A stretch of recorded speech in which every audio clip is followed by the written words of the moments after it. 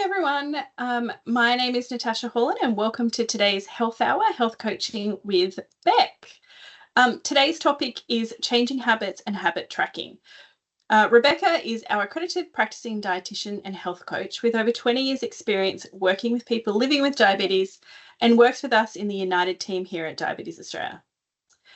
This Health Hour Health Coaching series is for you to ask questions of Beck to gain knowledge and advice, and we'd like to help you live well and manage your diabetes. So we have lots and lots of great topics coming up in the future. These sessions are particularly good if you don't have access to a dietitian or a health coach in your local area, or if it's just hard to get into an appointment. But Beck is here. She knows a lot of our members now. We've done quite a few of these sessions, and it's great to see everyone here. Just a few housekeeping. Please feel free to turn on your camera. And if you have any questions, you can turn on your microphone and ask. They're meant to be really, really interactive sessions. So we encourage everyone to ask as many questions as you can, also share and try to help other members as well. If you're not able to turn on your microphone or you'd prefer not to be seen, you can also type questions in the Q&A or the chat box as well. Today's webinar is recorded and it will be available on Diabetes Connect. If you're not talking though, we do ask you to keep yourself on mute and you can take yourself off when you'd like to talk. So I'd now read out our acknowledgement of country. Diabetes Australia acknowledges Aboriginal and Torres Strait Islander peoples as the traditional owners and custodians of this country. We recognise their connection to land, waters, wind and culture. We pay the utmost respect to them, their cultures and their elders, past and present. We extend that respect to the Aboriginal and Torres Strait Islander people here today. We recognise that Australia is made up of hundreds of different Aboriginal and Torres Strait Islander groups, each with their own histories, culture, language and belief systems. Their relationship with country remains the utmost importance and is the foundation for culture, family, kinship, songlines and languages. Diabetes Australia is committed to improving health outcomes for all Aboriginal and Torres Strait Islander people affected by diabetes and those at risk. And with that, I'd love to hand over to Rebecca. Hello, everyone. Good to see everyone. I can see a familiar face. Hi, Deb. And yeah, feel free to put yourself on camera too. I think Hazel, that is a very familiar name. So I think I've seen you before. And if I remember, maybe it was about you getting into the habit of meditation. I'd like to know that. So I think you came to the last one. Maybe my brain is slowing down, but there was a webinar we had before and someone was suggesting about getting into the habit of meditation. So let me know if that's right. I'll be very excited and proud of myself if it is. So today is about changing habits and tracking. And why is that important? I'm going to talk to you a little bit about that. Some of you may already know, but then, like Natasha said, it's interactive. It's over to you. This is your chance for an hour to really nut out any sticking points that you have that may be part of your diabetes management plan. So with habits, it's interesting in my years as practicing as a dietitian and health coach and speaking with people, it's very easy to set a goal. I want to reduce my HbA1c level. I want to lose weight. I want to have more energy. And then when someone attempts it and then comes back to see me, often people will say, well, it just didn't work. And they're focused on the actual goal. That's your outcome goal. But the question is, what do you have to do to achieve that goal?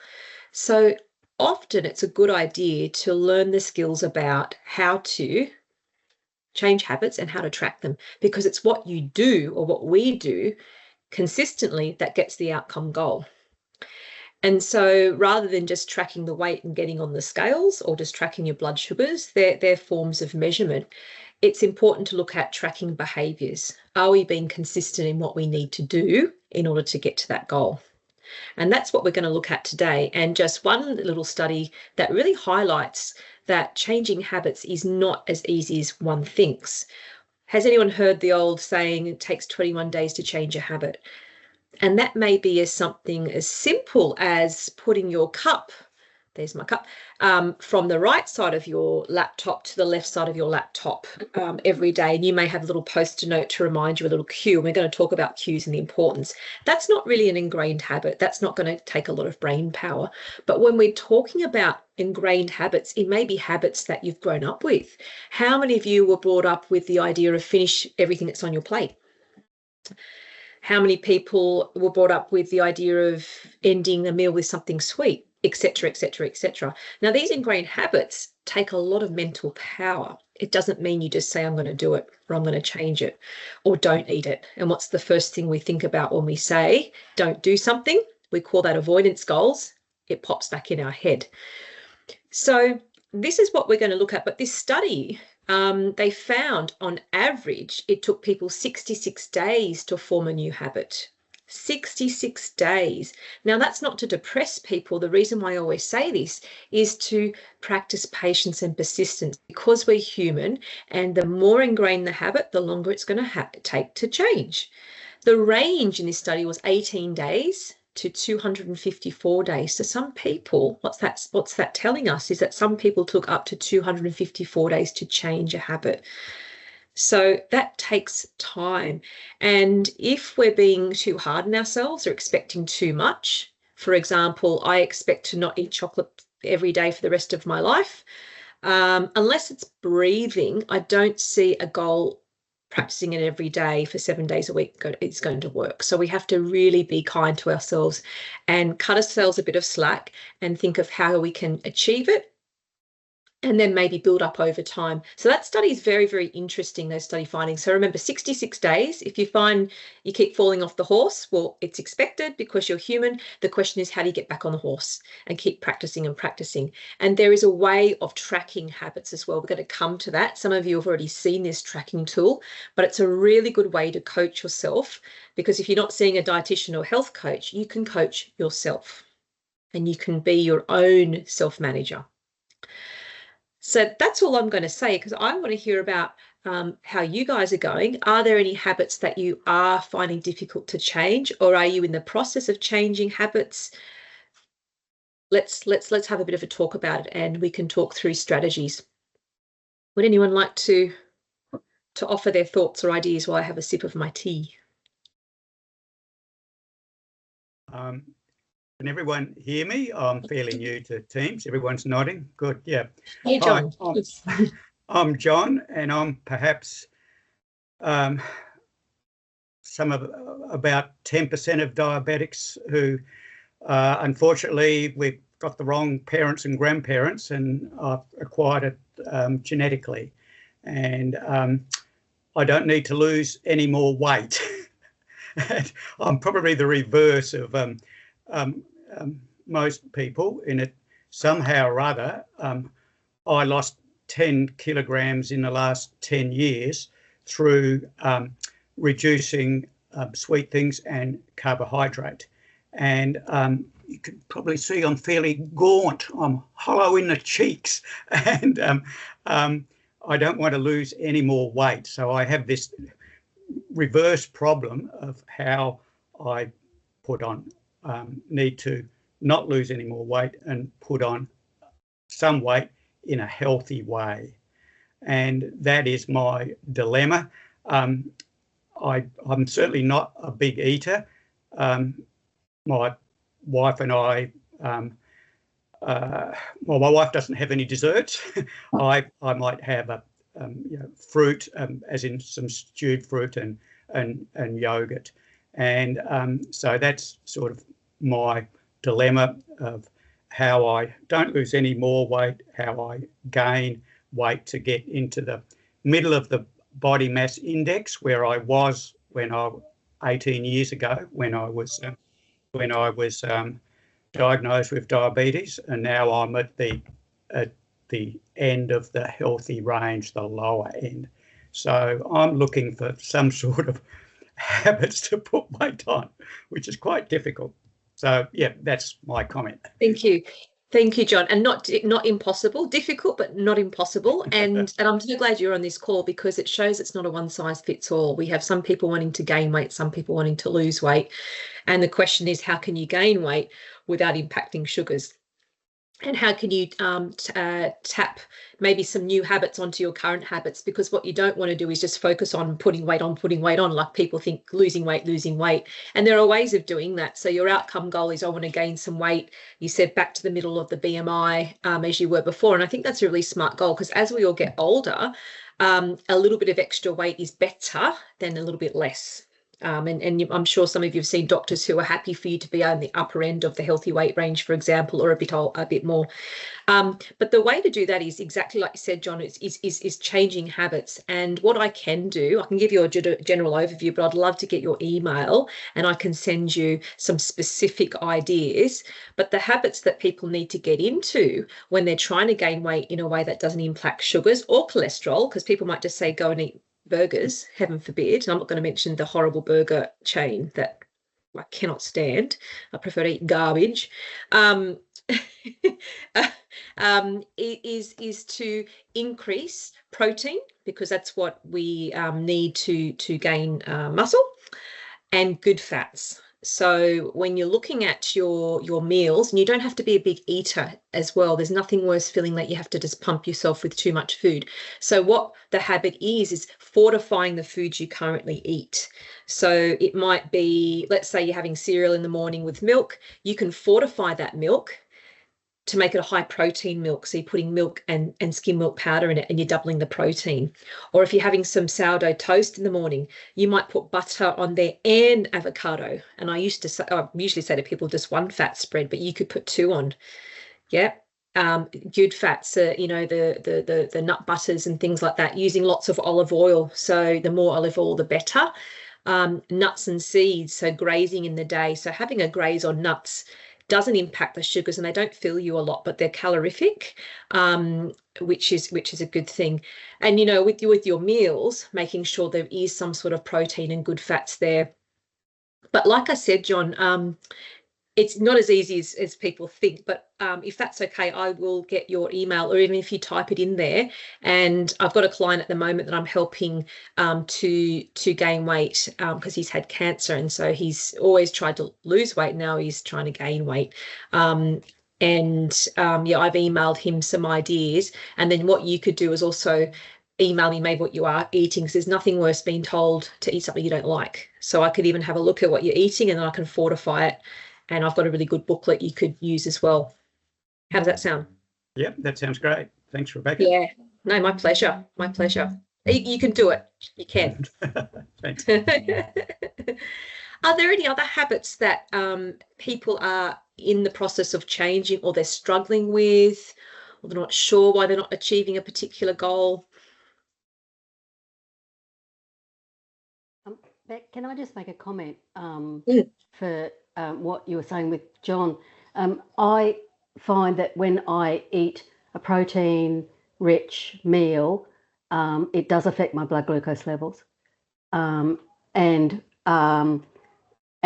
fat to a degree as well. I don't know whether John's a type 1 or type 2, but yeah. So there is a balancing act with that, and like I know other type 1s who can eat copious amounts of protein and it doesn't affect their blood glucose levels.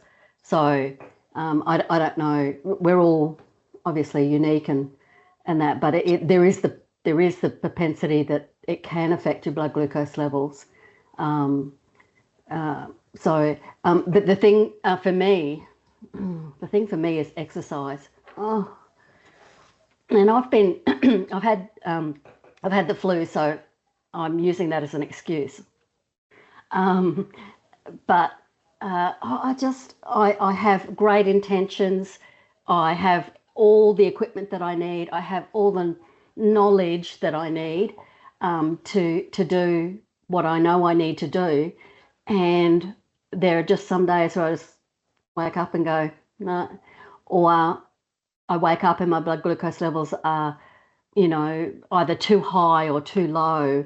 And then I have to deal with that problem or that issue. And then by the time I've dealt with that issue and I get in a good range to exercise, I just, I just give up. Can I ask you a couple of questions about that, Deb? If Sure. that's all right, because I think what's great is that you've highlighted the goal that you want to do. The habit is exercise. What's your, because, and the other thing to keep in mind, and you know this anyway, that there are times when life gets in the way, and that's okay. So if you're having a hypo, right? But there are other times when the habit might be giving ourselves justifications and excuses, which I do as well. I was supposed to go to the gym yesterday. My mum said she'd look after my 4-year-old. And I went, oh, no, I've just got to do a few more emails. I should have gone, but I don't know, just for some reason, I just said no. So we all do it. But what's your aim for, trying to remember your aim with, do you have like a goal of how many times a week you want to exercise? Yeah, I want to do some form of intentional exercise 6 out of 7 days. And is that realistic currently? Yeah, I've done it before. Yep. Yeah. Okay. And so what's the biggest thing getting in the way of that? Like you said, might be if your sugars are high or too low, or you think, oh, I don't want to do it today, those sort of things. Is there a way, because you know how sometimes, like what I should have done yesterday, and I've done this, I have this idea of, right, I'm going to go for an hour. And what I should have said, and this has worked before, just go, just get there, do 20 minutes and come home. And then when I start, I get into it, or a backup option. So I try to outsmart myself all the time. So rather than going to the gym, I could have also said to myself, well, do your exercise video. It's only 15 minutes, or do a stretch, rather than just completely giving up. Because I have a very, I'm quite black and white in my thinking when it comes to exercise.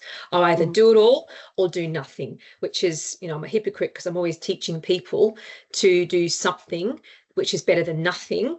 And it may not achieve weight loss, or it may not achieve the best blood sugars, but it may make you feel better, which then taps into other habits that you're trying to improve, like sleep, or, does that make sense? Yep. So on those days where you might say, can't be bothered, I don't want to, or the legitimate reasons like my sugars are too low, is there some sort of habit you can get into for the days where you could do something, but then looking at maybe an alternative, or it might be a thinking strategy, or maybe doing less, or maybe doing something different, just so you can achieve some sort of movement rather than having to do the full-on huffy-puffy sort of thing you may have scheduled yourself to do? Yeah, and I probably unknowingly do that a little bit, in that I spend quite a bit of time in the garden. But I have this mindset that, exercise has to be, well, for me, it's my concept of exercise is either in the pool or walking, and I have a set of strength exercises that I do on alternate days. So I have this mindset that that's my exercise, and the incidental stuff of being in the garden or mowing the grass or going shopping, that sort of thing. So I have implemented little strategies, I guess, over the years. When I go shopping, I always park further away from the shop than I could, so that I have to walk, and I tend to carry my groceries further. So it's a bit of resistance as well. But yeah, I think it's my mindset that if I haven't ticked the box of I've done 30 minutes on the treadmill, or I've done an hour in the pool, tick, tick, tick, then I haven't exercised on that day. I absolutely get it. I 100% get it. Yeah. So is that something worth changing? I mean, how could you change that? Because if you are ticking boxes.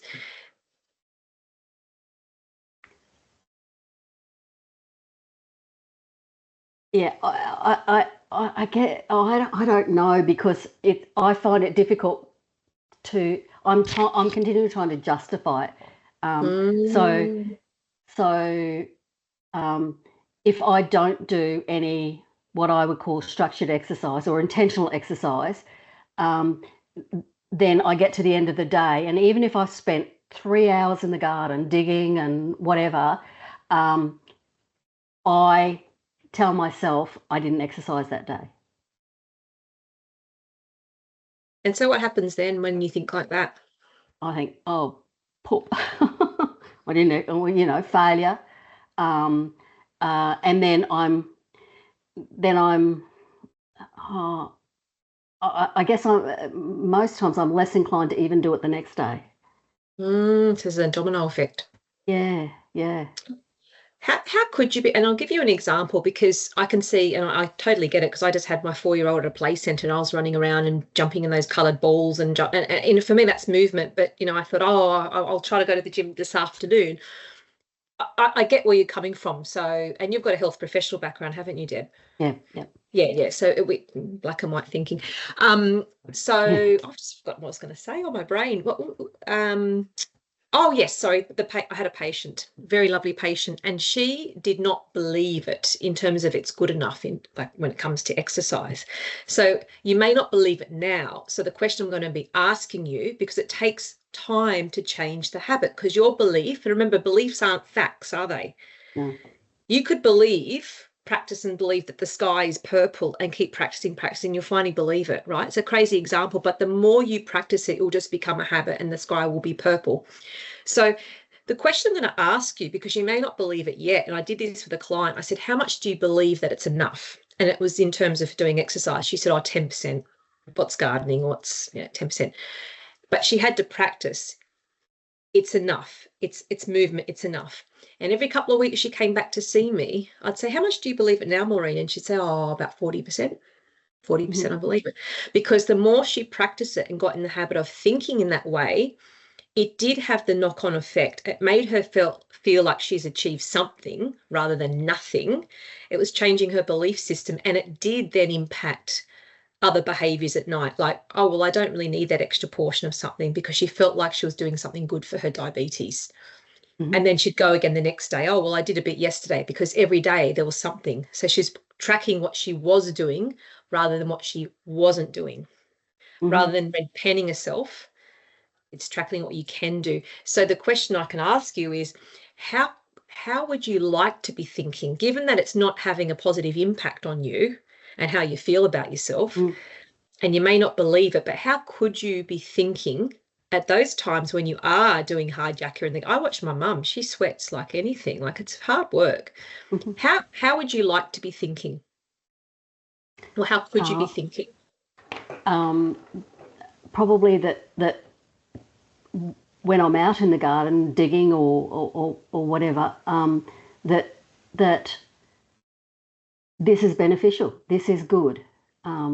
It might not look like 30 minutes on the treadmill, but I may get as much or more benefit than 30 minutes on the treadmill. I certainly will be getting more benefit than not doing 30 minutes on the treadmill. Correct. And, you know, I mean, in my 20s, many years ago, I used to be a real runner, run. And I learned so much from a personal trainer who said, yeah, running is good, but you're not using the rest of your body. So you're absolutely right what you just said. You'll get more benefit from when you garden. You are doing resistance training too. Yep. And that has a lasting effect rather than just doing the huffy puffy in 30 minutes. In terms of calorie burning, John doesn't want that. But with John, you know, if you're doing resistance, like gardening, you don't want to burn too many calories, but you're actually using the muscles, which actually burns that glucose, which helps with lowering blood sugars. So you can see help for people wanting to gain weight as well. So doing a range of types of movement. So even using the word movement, and there's 4 types of movement, if I can remember what I was told. There's flexibility, there's balance, there's cardiovascular, and there's resistance training. And if we don't do all 4, we're not using our body in the full capacity.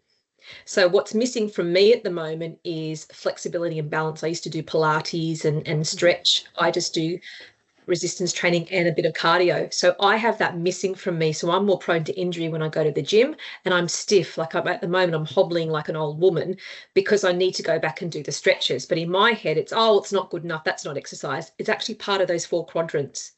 So flexibility, balance, cardio, and resistance. So when you look at your gardening, you may have done your huffy puffy the day before, or even shopping still huffy puffy, you're clocking up the kilometers, but flexibility and balance. I watch my mum, she crouches down and she's got that little mat for gardening and she's bending and she's lifting. So if you can think of it as more movement rather than exercise, that might actually help you realize that everything does count. It's those, it ticks all the 4 quadrants. Mm-hmm. Mm-hmm. Yeah. Could I make a comment? Yes, please, John. Perhaps some of my reason for my weight loss is that I'm a really active bushwalker, and I'm in a bushwalking club, and part of the appeal is just chatting with other people. Either if it's a wide track that we're walking on, it's walking and talking, or if it's a narrow track, it's a bit harder, but of course we stop every now and then for like a morning tea or lunch, and afterwards we often, if there's a suitable place, have a coffee on the way home. And so there's that social activity combined with exercise. So to me, the worst form of exercise I can imagine is being on a treadmill.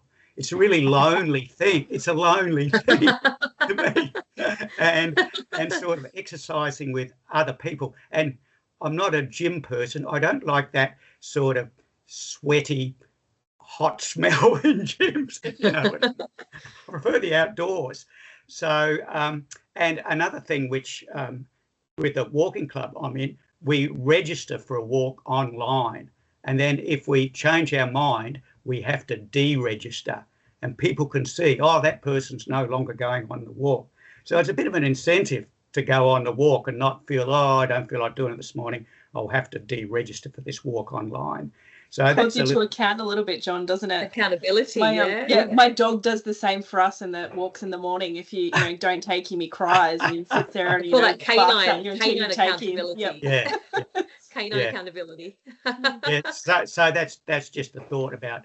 I was in a U3A, as in University of the Third Age group, when we lived somewhere else, and they had a walking group, which was you'd meet at this one spot every week, and the person who coordinated that managed to put all these different walks of almost exactly an hour, ending at a coffee shop, just through suburban streets, parks, and so forth. So that was another walk and talk. Although there were some U3A people that just turned up at the coffee shop afterwards. They didn't do the walk. They just got the reward. Again, a social activity.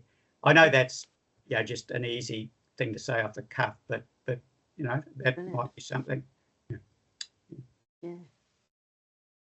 I like that, John, and it just shows that different things work for different people. But you've highlighted, like, reward is, I can highlight a couple of, because you guys have highlighted a couple of points, and this is coming from research. So you're actually doing things according to research. So when we're looking at changing habits or forming new habits or getting back into the habit, it's looking at consistency.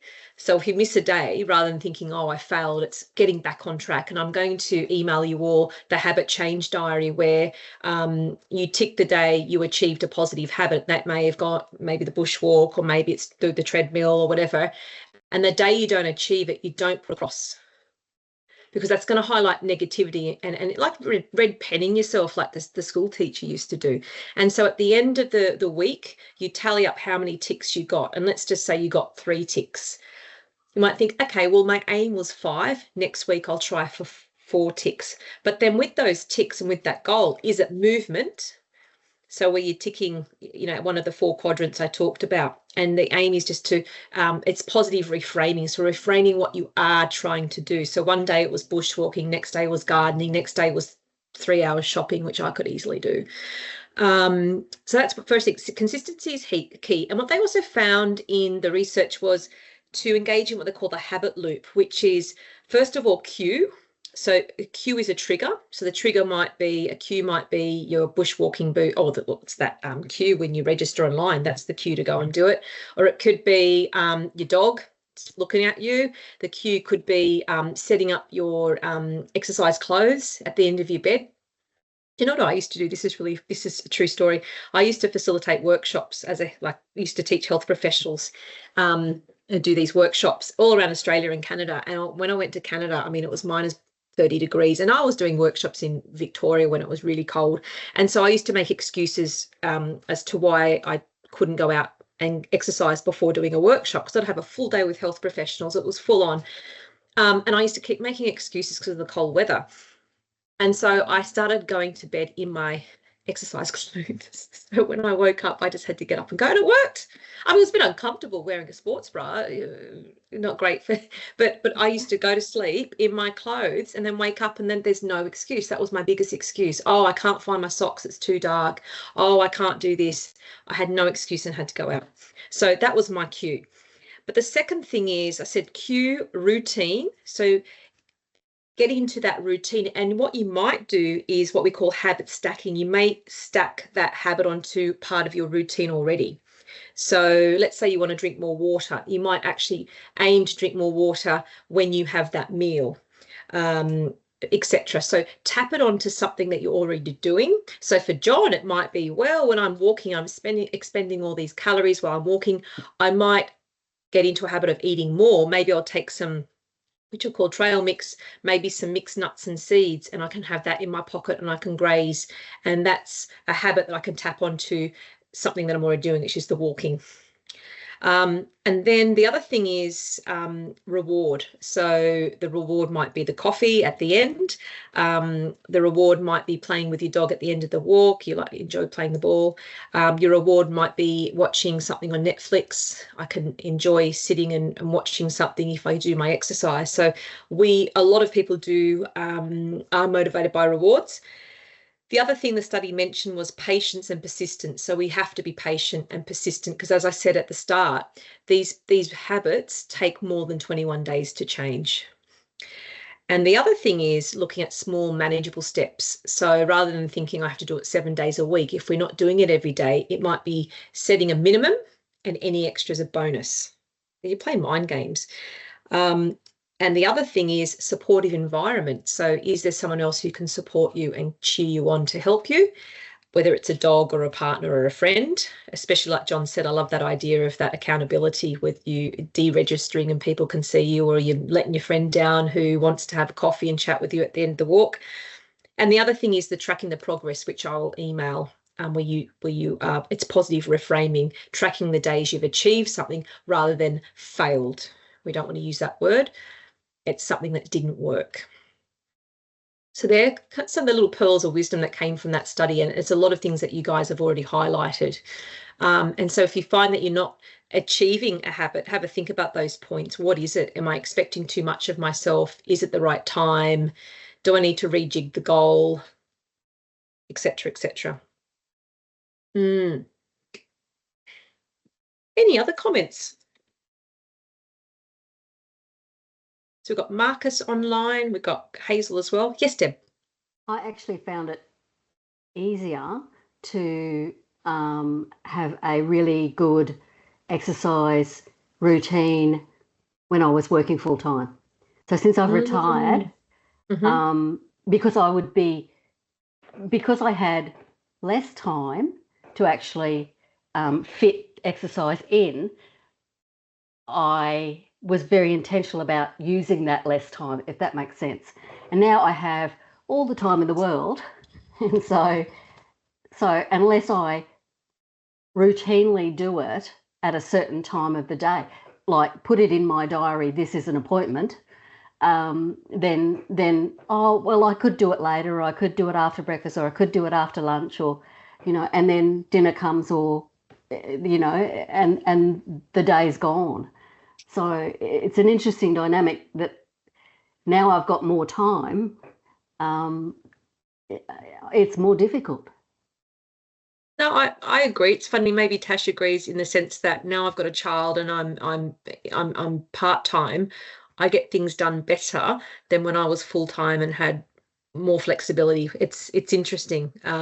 So I agree with the retirement too. A lot of people will say now I've got more time to think about it. You've got more choice. It can work either way. But it's good. It's just establishing, definitely what works or doesn't work for you. There's a message from, I think it's from Hazel. Thank you, Hazel. You spoke about allowing an encouraging partner to take over responsibility for managing my diabetes for a day to give some respite from diabetic burnout when, for example, illness persists for longer and is more demanding on diabetes management. Yes, I'm with Deb on the exercise habit. It doesn't come naturally and not something I look forward to.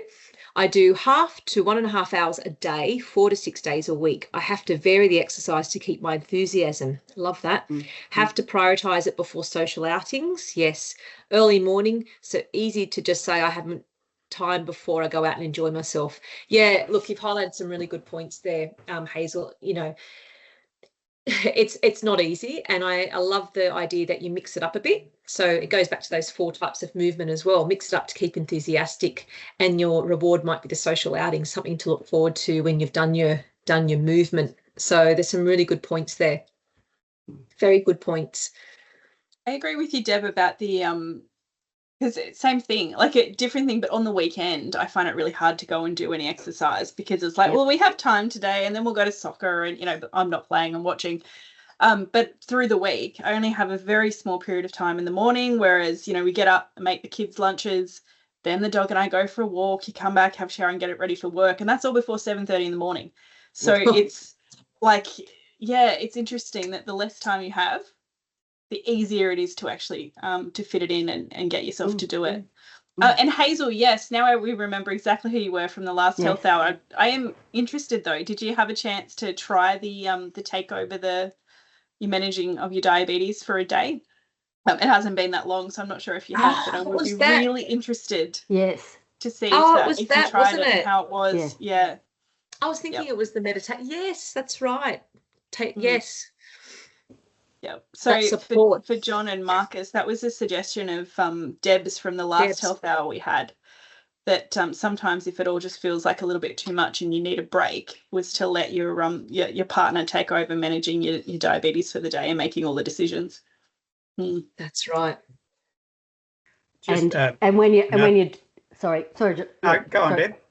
And when you do that, for me, being such a control freak, and I think, you know, as people living with diabetes, we're practiced at being controlling maybe, but you know, when I do that on the odd occasion when I've done that with my husband, I have to take my hands off and not check on what he's doing all the time and not keep checking my numbers and you know, interfering.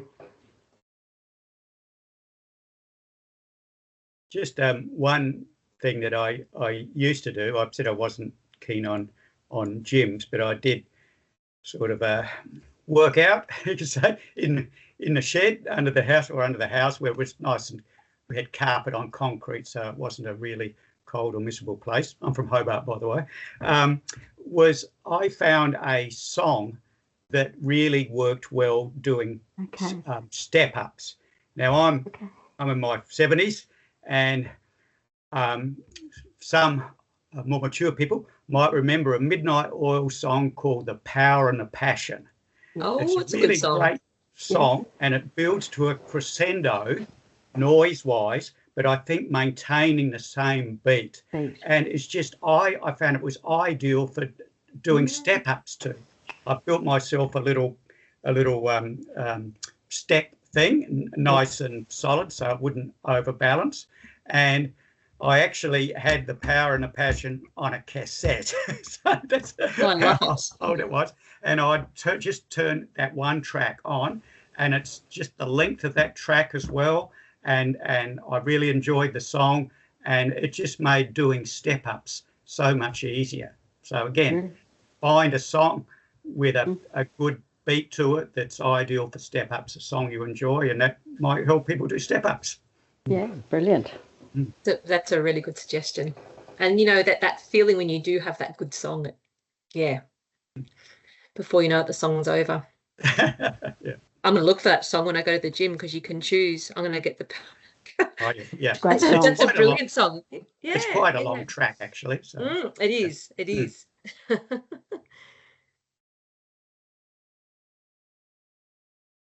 Be interesting to see, Hazel, how you did go. And apologies, now it's all coming back to me how you did go. But Tash and I spoke about that excellent suggestion after it, because we have been working on diabetes burnout and tips and tricks for people, and the suggestion of just giving the responsibility or part responsibility to a loved one helps them understand what you're going through too, but also gives you that mini break, because often people are saying, I just want a holiday from diabetes, and you can't completely ignore it, but what is one small thing you could give away?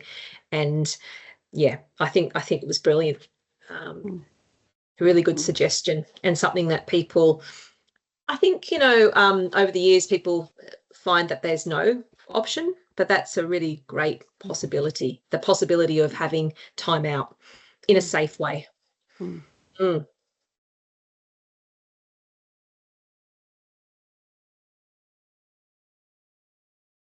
Any other points? And I think other people, I need to rejig my gym track music ideas that might keep me going. John, you've prompted my thoughts. One thing I have done over the years is audiobooks.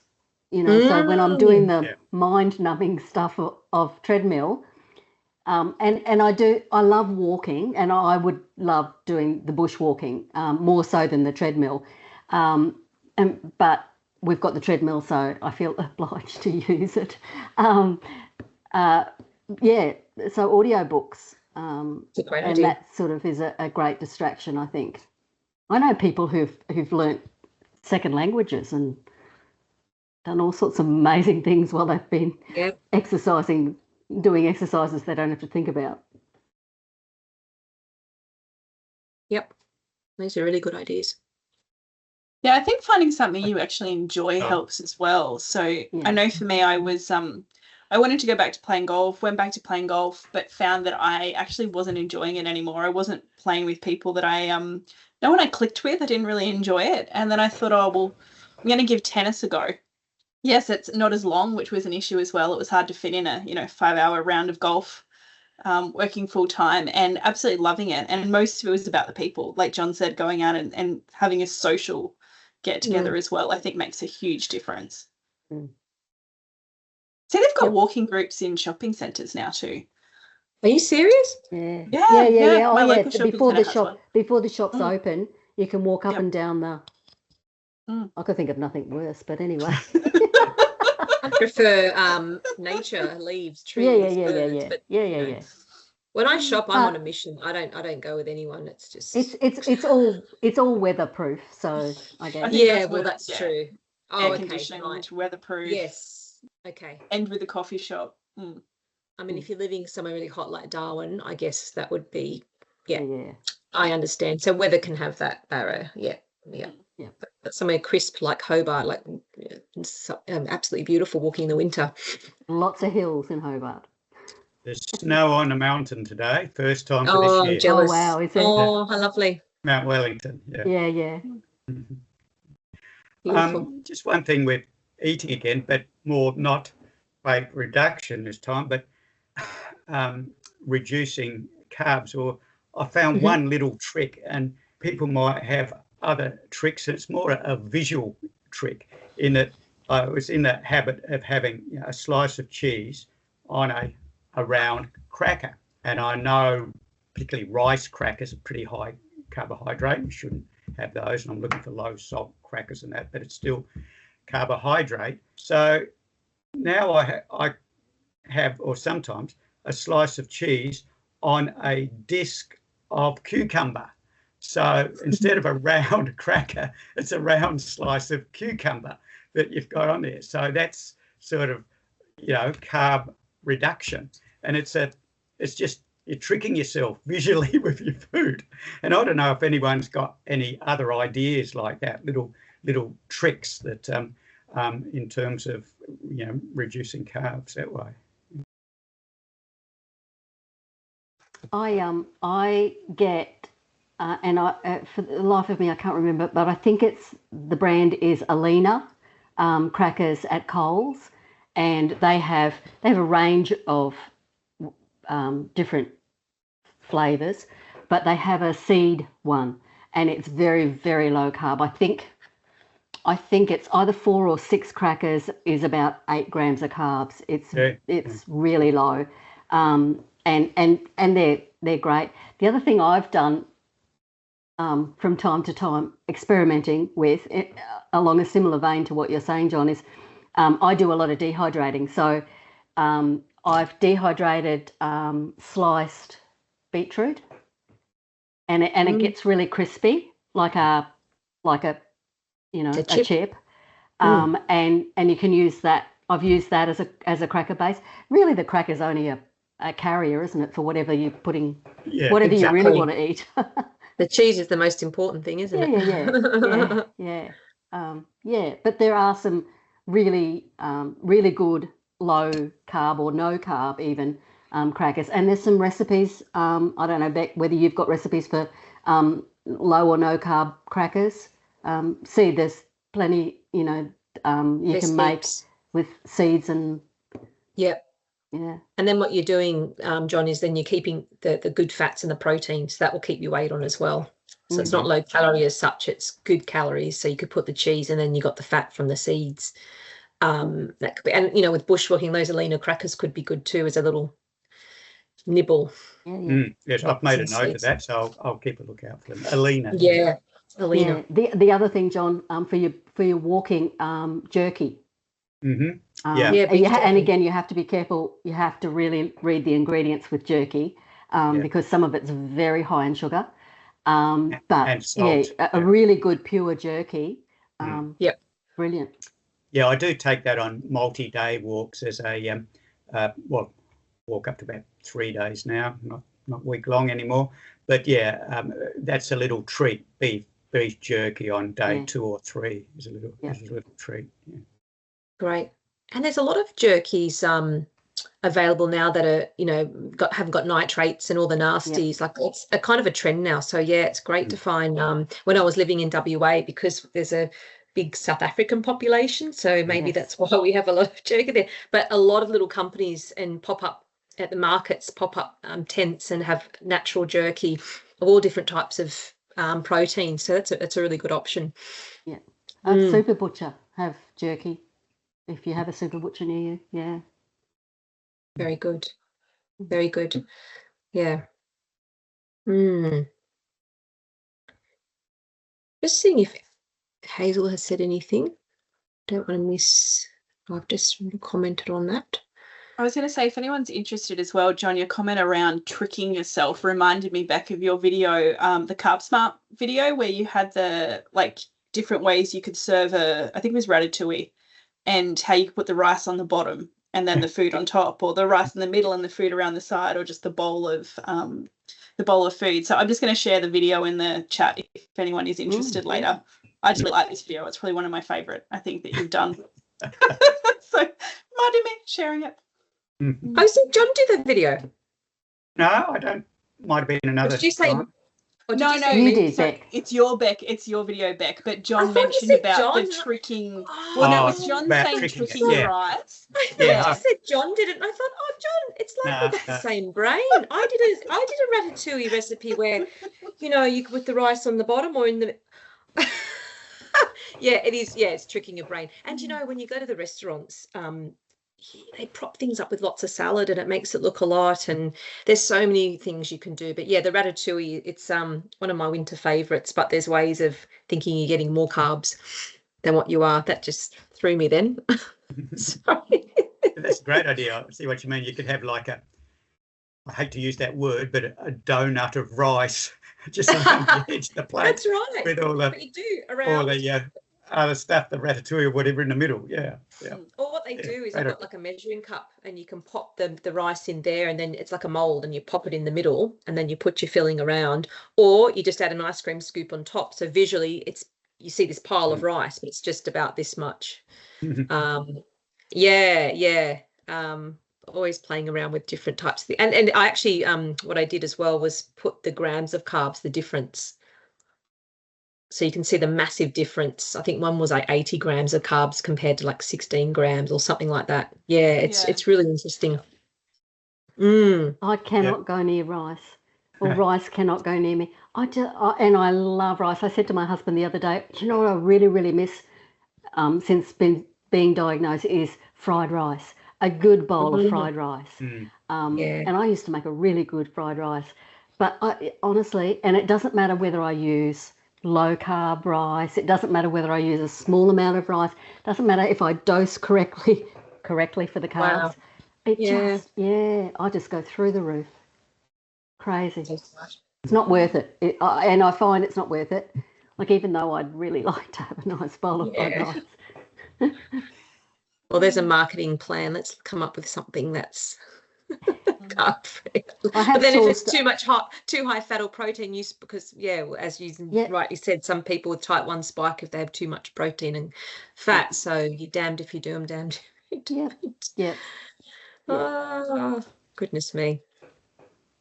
But all these tips and tricks are great. This is all part of diabetes management, and we may not get it right, but the fact that you're trying and, trial and error, we don't try and try again. We try a different strategy. So if something doesn't work, try something different.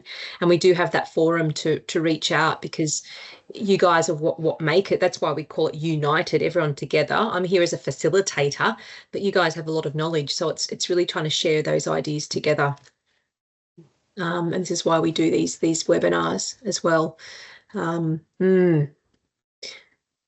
good. Oh, the other thing I'm going to say as well, Deb has done this, but if you've got any recipe ideas that you would like myself to revamp to make it a bit more healthy or maybe lower carb, send them through, because we do have a quarterly recipe book that we send out called Harvest, and we have monthly meal plans. And because we call it United, I don't want to always be the writer. I'd love to receive and hear about your ideas, different favorite recipe ideas, because I find that makes it really interesting. So if you do have any recipe ideas, that family favorites that you'd like to improve, and even you, Joan, you might go, well, I've got this recipe, because there is a percentage of people who need to gain weight. You might say, this is a recipe I love, but could you increase the calories without increasing the carbs? How could I do that? And we call that fortifying. So food fortification. So there's a lot of things you can do to increase protein and fat. Be wary of the type 1s. But if you want to do the reverse and say, can you fortify this meal or fortify this recipe? Always do that. We can do that as well. But I will grab your email address too, John. So I send you some tailored advice as well. Yeah, I think part of my problem, and a GP once, although I've got a good GP I've seen for years now, but did live interstate for a while, saw another GP for a couple of years. He unhelpfully said to me, don't starve yourself. But when I think about it, sometimes I am almost like too scared to eat too much, because in checking my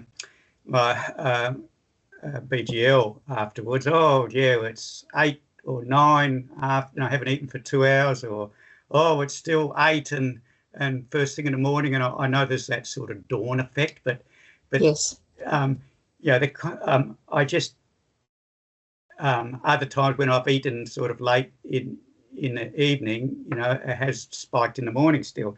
So there's that fear of getting the high BGL all the time. So I'm probably eating less because of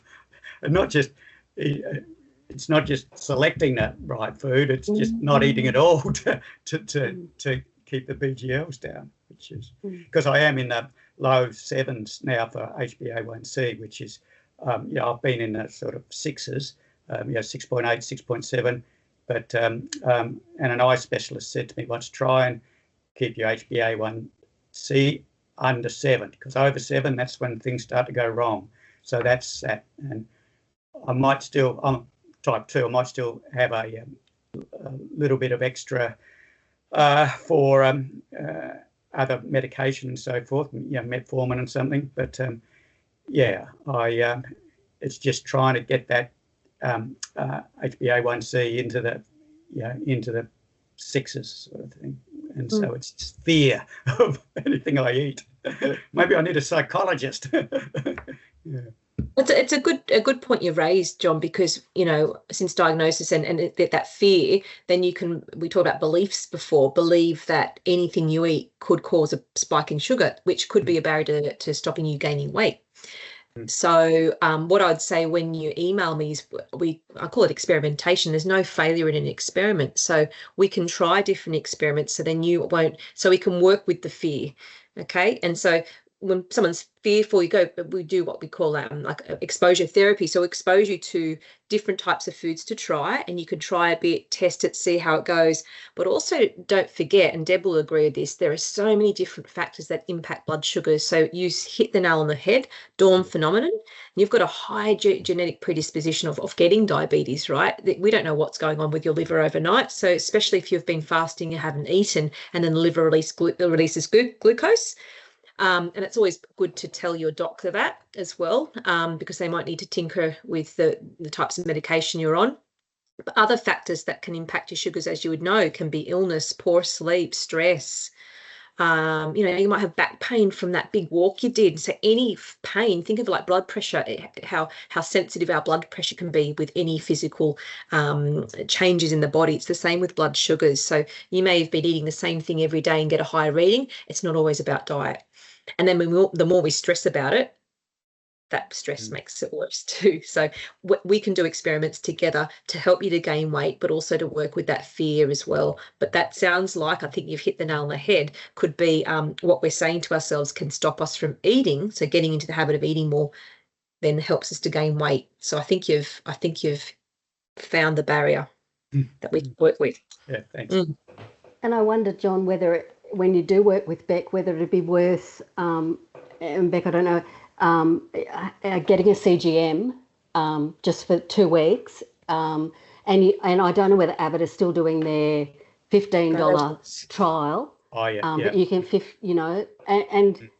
you can stretch it and spend the $100 if not, and just have that 2 weeks of really intense, being able to see exactly what the food that you're eating is doing to your BGLs. I know other type 2s that I have contact with who have done that just for 2 weeks, and they do it maybe every 3 or 4 months. They'll just do a CGM just to see exactly, and it's very reassuring to know exactly, to have that information, know exactly what the food that you're eating and how it affects your BGLs. Yeah. It's a brilliant idea, Deb. Yeah, because I sometimes go a number of days, I just have a rest from taking BGLs, and other times I thought, I should be really analysing BGL with what I eat and think about what I'm eating, and 2 hours before breakfast, 2 hours after breakfast, before lunch, 2 hours after lunch. Just do that for a couple of days. My wife says to me, "Stop doing that. It's just stressing you out. You're worrying about it, and that's what's causing your blood glucose level to be high." And she doesn't have a medical background or anything, but she could have a point there as well. Is she listening now? No, she's out of the house. Yes. We never admit what our spouses say, but they're the ones that are closest to you, and they're the ones that usually can pick up or even on this call. Like I think, but and the question is, how much do you have to test every day? Is it necessary to test that much? Yeah. But we can work on it. Don't worry. Yep. I'll send it. Just on that, in terms of way to get your email address so that you see my email, do I just go through Diabetes Australia website, contact us or something? How about I just do it here? The United email address too, if you like, Beck. Oh yeah, and I'm going to do it here while I'm just typing it in now if you can see it. So while Beck's doing that, just to let everyone know, if you have enjoyed today, or if you have any feedback about today and how we could do it a little bit better, or any feedback about potential topics we've got in the future, in the chat or in the Q&A section, I've just put a link to a survey as well. So we'd love everyone's feedback. It's really important to us that we make these sessions as useful to you as possible. Right. And Hazel's replied as well. Yes. Yep. So let me just go here. No, Rebecca, I haven't tried yet. Last year was a difficult one over 12 months, and I felt that my diabetes was somewhat uncontrolled no matter what my medics and I tried. It made me feel like a failure after over 30 years of good control. Yeah, I would have given anything to have someone take over management. Thankfully, now I feel in control of the diabetes, and that is not unpredictable and in control of me. Well, that is really good news, Hazel. Really good to hear. And obviously there's things that you are doing to have achieved that. So it didn't just happen itself. So pat on the back to you, and keep coming to these webinars and connecting to the forum, because that's what support is, a huge part of diabetes management.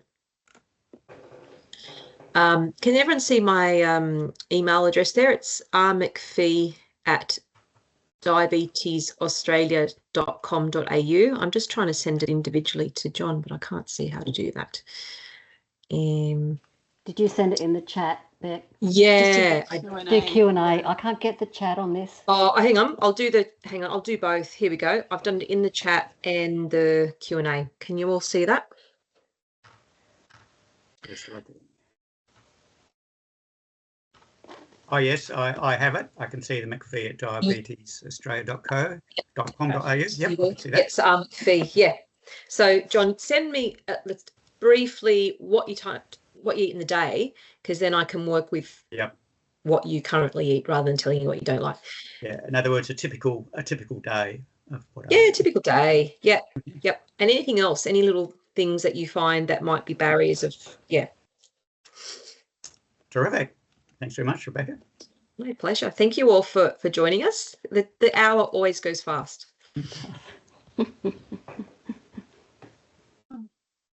Well, lovely to meet you all, and thank you so much for coming along today. We will share the recording in Diabetes Connect afterwards, but if you do have any questions, feel free to reach out to Beck. Wonderful. Great. Thanks very much. Thanks everybody. Bye. Bye. Bye-bye. Bye.